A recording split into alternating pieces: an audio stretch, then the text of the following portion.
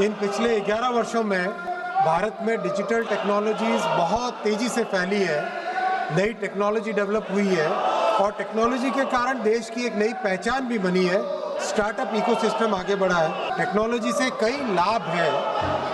Online digital technology से संबंधित एक सेक्टर ऐसा है, ऑनलाइन गेमिंग, जो एक बहुत महत्वपूर्ण सेक्टर बना है। ऑनलाइन गेमिंग, इस सेक्टर में 3 सेगमेंट हैं।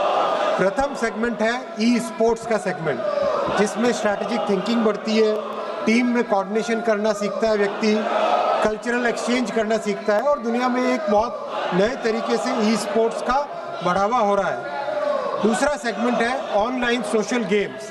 हम सब ने ऑनलाइन सोशल गेम्स, चाहे सॉलिटेयर हो, चाहे चेस हो, चाहे सुडोकू हो, ये सब देखे खेल सीखने के लिए उपयोगी है, एजुकेशन के लिए उपयोगी है, एंटरटेनमेंट के लिए भी उपयोगी है, मेमोरी बढ़ाने के लिए उपयोगी और वाइडली अवेलेबल है, वाइडली खेले जाते हैं। लेकिन माननीय अध्यक्ष जी, एक तीसरा सेगमेंट ऐसा है ऑनलाइन मनी गेम्स, जो कि आज समाज में बड़ा चिंता का विषय बना है।